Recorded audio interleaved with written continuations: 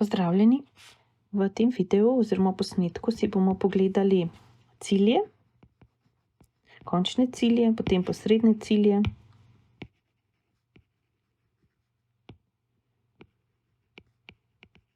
in inštrumente monetarne, kar skrajšano, in fiskalne politike. Kakor smo že rekli na predavanjih, fiskalno politiko vodi vlada oziroma po njenem pooblastilu Ministrstvo za finance navadno, potem monetarno politiko vodi pa centralna banka. In sicer monetarna in fiskalna politika bi mogla biti popolnoma neodvisni, čeprav na nek način usklajeni, da ne dela vsaka v drugo smer, bi lahko rekla. Tako da pri nas v bistvu je prej monetarno politiko vodila Banka Slovenije z vstopom v evro, pa je jasno to prišlo na Evropsko centralno banko. No in zdaj si najprej pogledamo, kakšni so končni cilji vseh politik v bistvu v državi, s tem v gospodarstvu lahko tudi rečemo, s tem, da poleg monetarne pa fiskalne imamo še kakšne druge politike, ampak v bistvu vse na nek način lahko uvrstimo med monetarno pa fiskalno politiko. Končni cilji so hitra in stabilna gospodarska rast,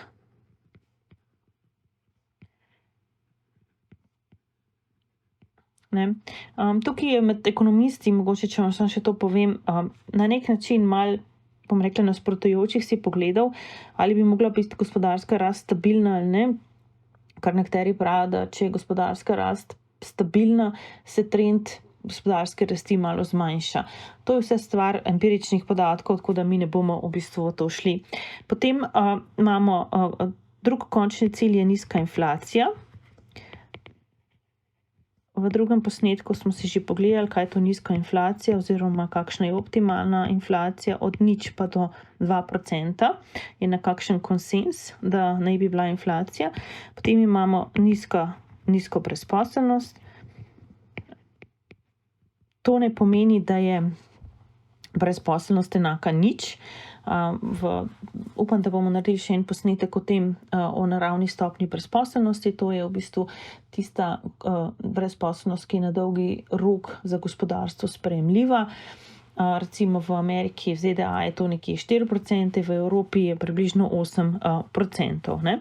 Potem imamo pa še uravnotežen proračun. Čeprav že spet pri proračunu ni nujno, da je optimalno, da je vedno uravnotežen. Recimo, ko imamo hitro gospodarsko rast ali pa visoko gospodarsko rast, bi bilo, rekla, učinkovito, da imamo suficit, ko imamo v bistvu nizko gospodarsko rast oziroma celo negativno gospodarsko rast, je smiselno imeti deficit, ampak tako na dolgi rok ne bi bil pa proračun uravnotežen. In potem imamo še uravnoteženo plačilna bilanca. To je pa bilanca, plačilna bilanca s plačilno bilanco v bistvu merimo, kakšen je uvoz oziroma izvoz, in tudi pri uravnoteženi plačilni bilanci lahko povem, da v bistvu skoraj ni države na svetu, ki bi imela uravnoteženo plačilno bilanco, čeprav na dolgi rok mora to biti. Nekatere države imajo že spet pozitivno plačilno bilanco, nekatere imajo negativno plačilno bilanco. Recimo primer ene države z negativno plačilno bilanco je ZDA, primer države s pozitivno plačilno bilanco, recimo Kitajska. To so končni cilji tako monetarne kot fiskalne politike. Zdaj si bomo pa pogledali posredne cilje.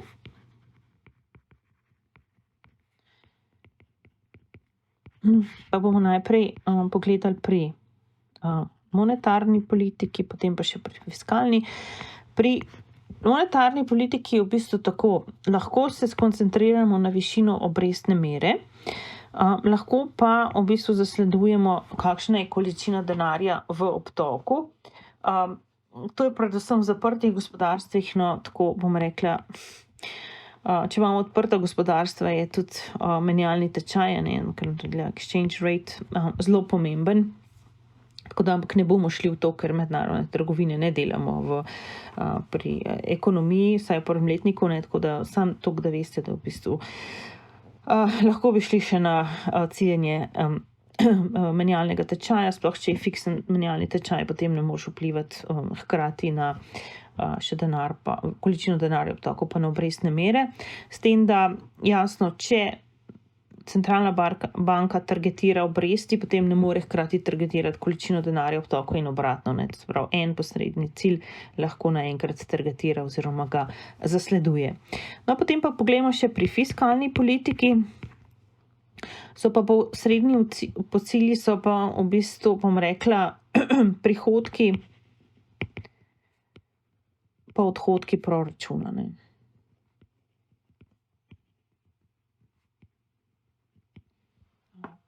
Odhodki so pač, kako bo država denar zapravila, če lahko te rečem, oziroma ne zapravila, potrošila.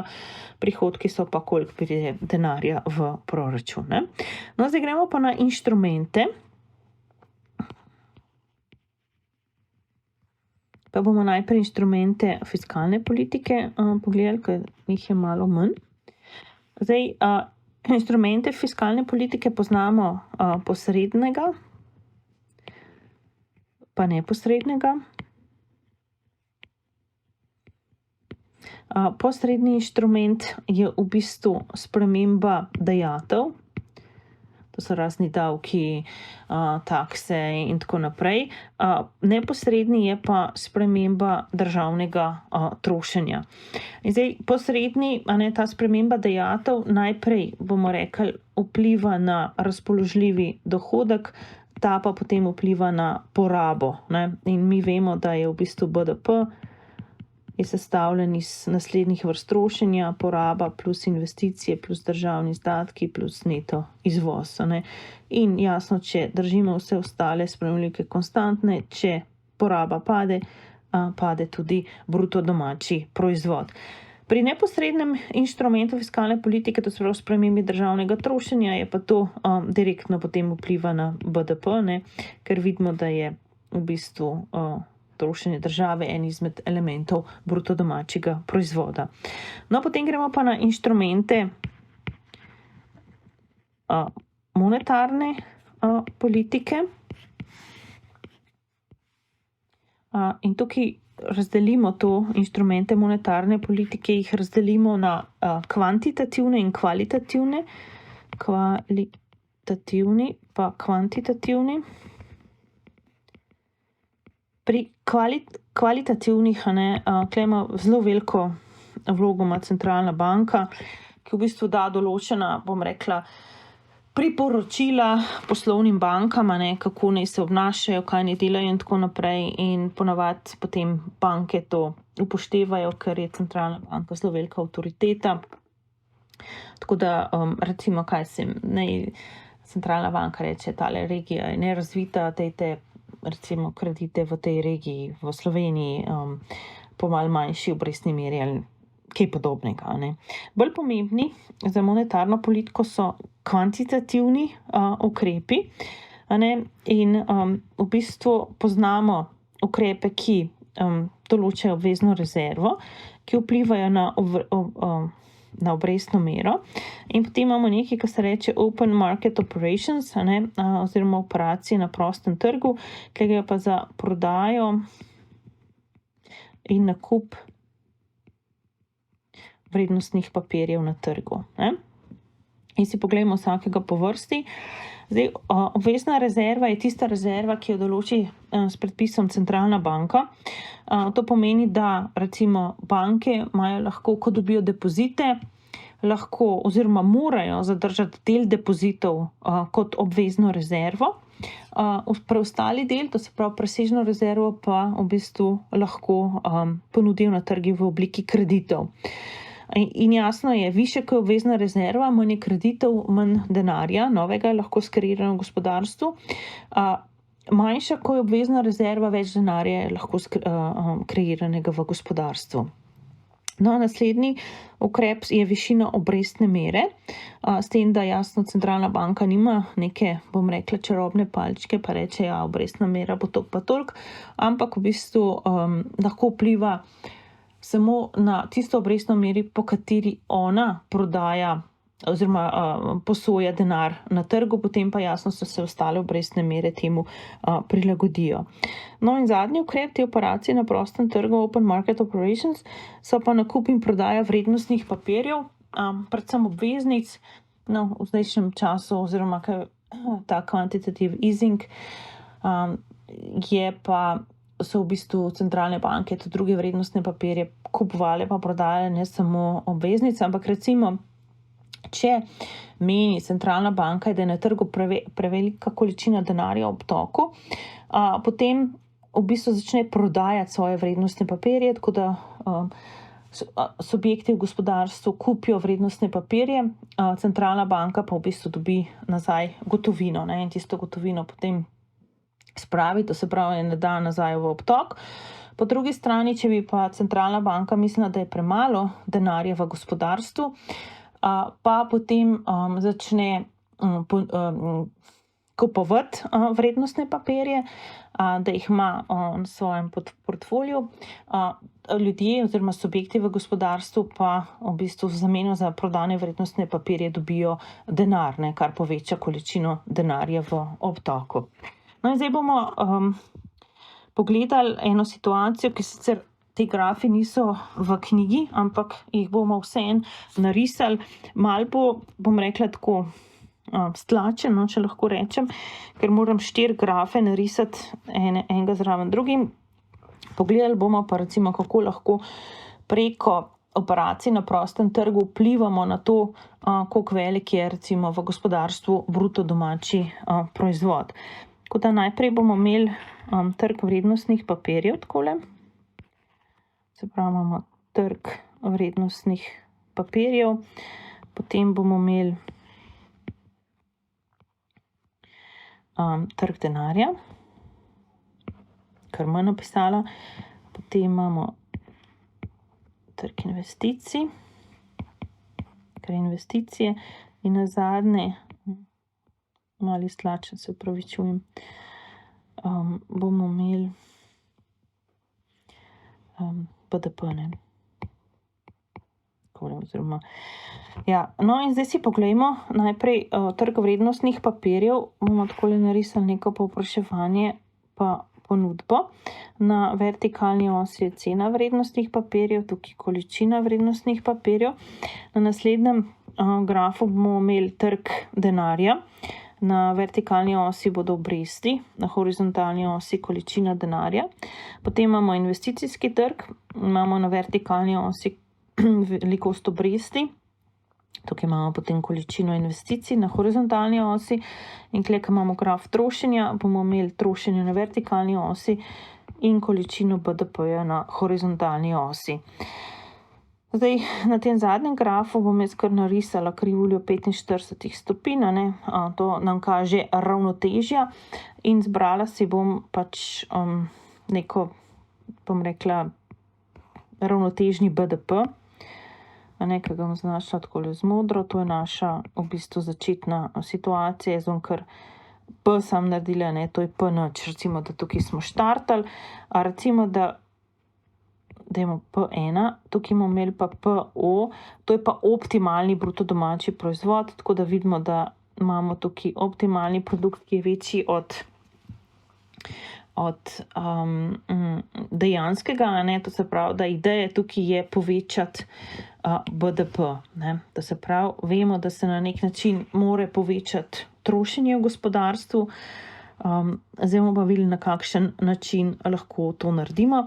Najprej naj pa jaz do konca narišem te grafe, to se pravi, tukaj je ponudba denarja, vemo, da je popolnoma toga, ker ima v oblasti centralna banka, jaz bom tukaj sem večkrat takole, da mi bo lažje narisati, to je povpraševanje po denarju, pa ne pozabiti, to je inverzno hitrosti kroženja denarja in tukaj bomo imeli takole nekako povpraševanje po investicijah, pa jaz bom takole naredila, ne, to so obresti, višina obresti, ki je ravnotežna v gospodarstvu in tole so recimo investicije 1. Ne? Zdaj bomo pa pogledali, kaj je treba narediti. To se pravi, če mi hočemo, da se poveča BDP v gospodarstvu, smo že rekli, moramo povečati trošenje. Kako bomo trošenje povečali? Ja, recimo, da ga lahko povečamo s tem, da se povečajo investicije. Smo rekli, kako bomo pa investicije povečali? Ja, s tem, da bomo zmanjšali, recimo, če to se pravi, mi hočemo povečati investicije, jih premakniti proti desni strani, da povečamo ravnotežno količino investicij v gospodarstvu. Kako to naredimo? Da moramo obresti v bistvu znižati. To se pravi, da bo mogla centralna banka nekaj narediti, tako da se bodo obresti znižale.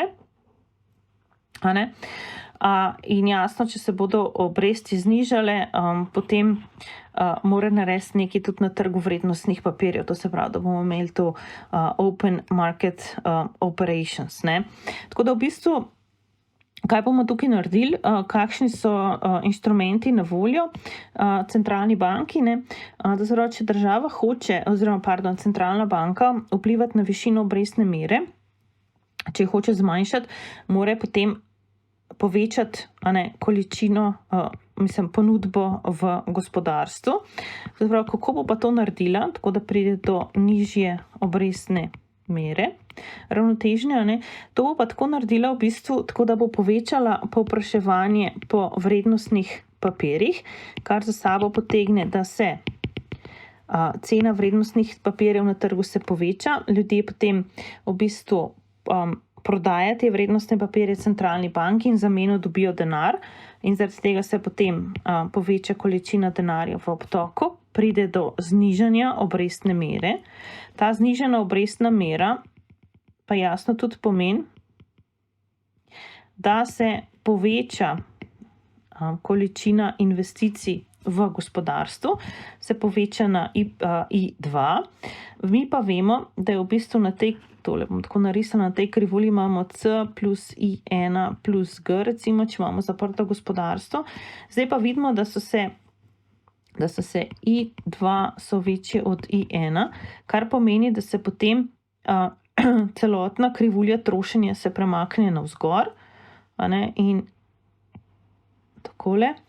In vidimo, da imamo ravnotežje in kakor nam je uspelo, pridemo ravno v optimalni bruto domači proizvod. To se pravi, ta potrošna funkcija je pa potem C plus I2 plus G. In ste videli v bistvu, kako z operacijami na prostem trgu, z povečanim povpraševanjem po recimo obveznicah, potem centralna banka poveča količino denarja v obtoku, če takole malo pogledamo, to se pravi, če se je povečalo povpraševanje, se je povečala ponudba, kar je zmanjšalo obrestno mero. Zmanjšana obrestna mera poveča